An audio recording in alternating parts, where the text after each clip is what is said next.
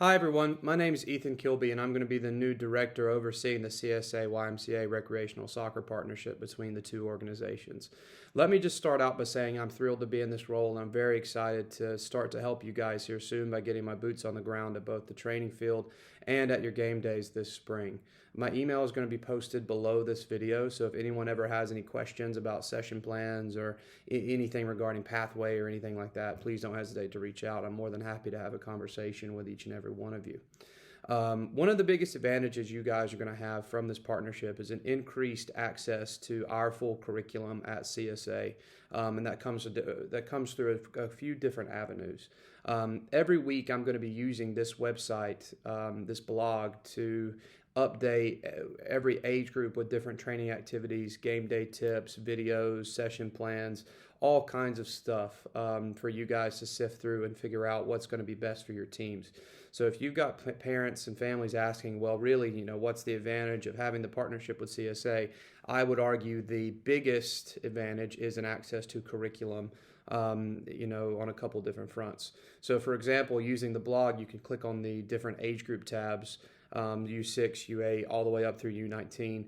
Every Wednesday, the next week will be uploaded. So already ahead of your start date on March 15th, you've got the first 2 weeks worth of sessions. I'm trying to put as much information in those sessions as I can. So you've got a few different links to some different activities. I put a few that I've done in there. And then separately, you've got some from our Curver platform, which I'll get to here in a minute or two, for you to pick and choose from. I don't want to send too much info out, but I also want to give you guys enough resources to where if you want to pick, one activity out of this session, another activity over here, and kind of mix and match for what's best for your team, feel free.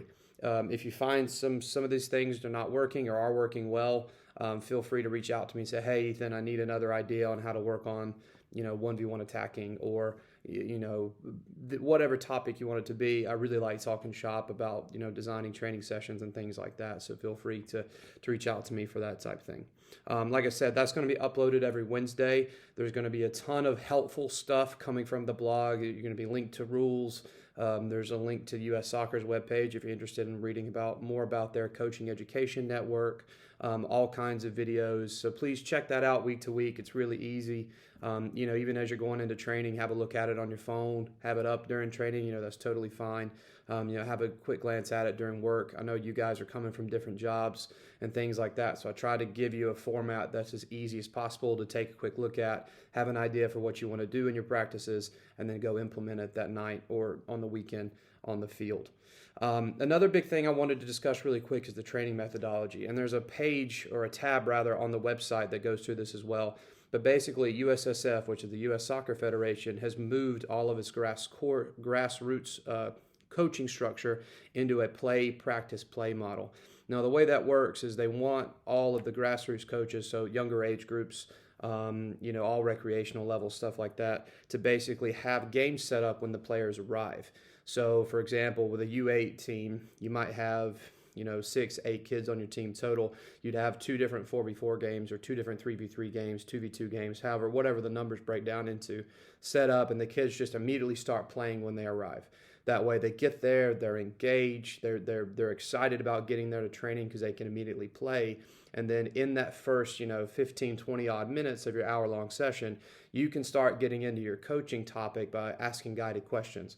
For example, if you're working on 1v1 attacking, you can start to ask questions like, well, where's my space to dribble? Am I in a 1v1? How can I get away from this player? Things like that to kind of get your players thinking along the same lines as your topic. Then once you get through that 15, 20 minutes, you can, hey, water break, off you go. And then you go into a couple different, training activities or games that also bring out your topic. So you go into a game, 15, 20 minutes, into a smaller activity, water break, into another smaller activity, depending on your age. Obviously, the younger kids, maybe you just do one activity in the middle, and you go into a bigger game again. One of the most important things with that is the smaller the game numbers, the more individual touches and decisions each player has to make. So if you're coming in and having a U10 team playing 5v5, that's still okay. But if they're playing 3v3 or one field of 3v3, one field of 2v2, they're making more decisions, more actions per minute, which long term will encourage more growth, more development.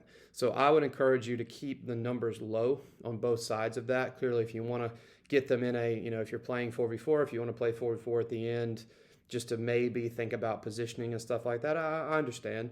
But I think on a consistent basis, the lower the numbers, the better. So setting up multiple fields, you standing in the middle, kind of rolling balls in as they go in and out of bounds, will create a more positive environment in terms of growth long term for each player. So again, just to summarize, going whole part whole or play, practice, play with a game at the middle, activity or two in the middle, game at the start, activity or two in the middle, and then game at the end is the way that the Federation wants us to start structuring these training sessions.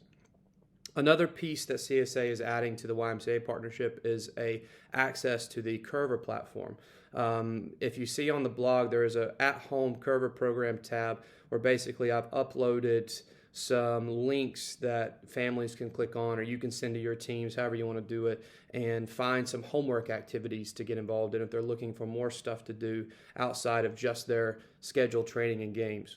There's also going to be a link to our our ECNL National Academy Director, Steve Gummer, who is our link to the Curver company for the club, our representative, who's going to speak about the importance. But basically, it boils down to another resource for you guys to use. So every week, you'll have some Curver sessions where you click on the link, you'll go in and watch some videos. They'll have everything really well done. It's really easy to take what they posted and then apply it. They've got all the dimensions, all of that good stuff. It's just another resource to use for another place to pull activities, another place to pull sessions.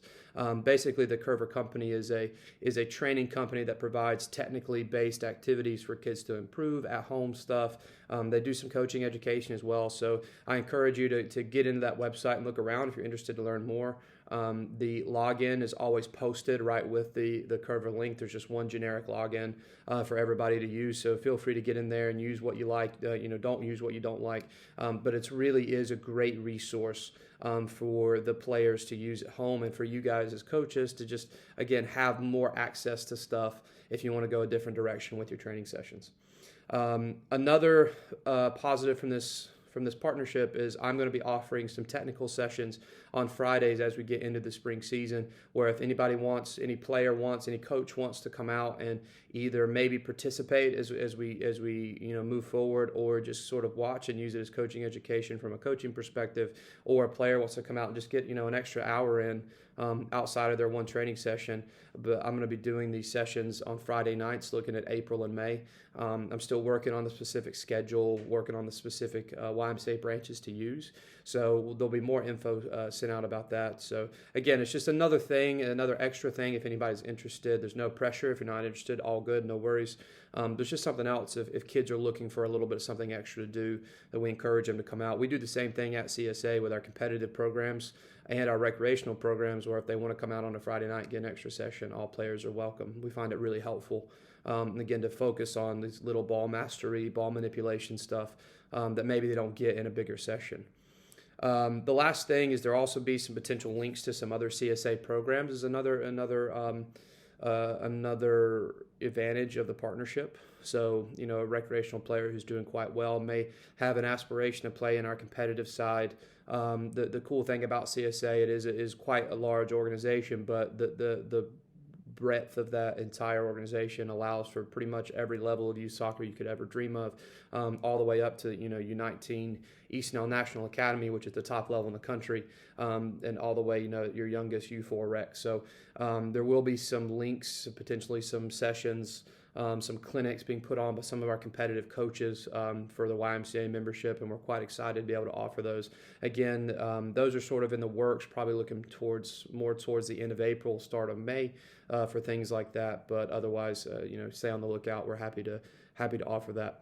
Moving forward, in the fall when we get going, I hope to be able to host a big coaches meeting where we've got some kids out there. I run some sessions. I get to know some of you guys, put some faces to some names and stuff like that. But really, I just wanted to put my face out there and communicate how excited I am to work with you guys this coming year, and just hopefully we all have a good spring season together. I'll be out there at the fields as much as I can. I'm also coaching a couple teams in our ECNL for CSA, but I'll be out there during the week at some different YMCAs, be out there at game days on the weekends, just kind of seeing how things run this spring, getting an idea of how you guys do things and where I can help as well. And like I said earlier, if anything, if you guys have any questions, anything I can help with personally, again, I love to talk shop. I love to talk about the game. I love to talk tactics, training, all that stuff. So I'm here if you need me. Otherwise, hope you guys have a good one. Hope you really have a great start of your season next week. Let me know if I can help with anything, and I'll see you out there. Thanks again.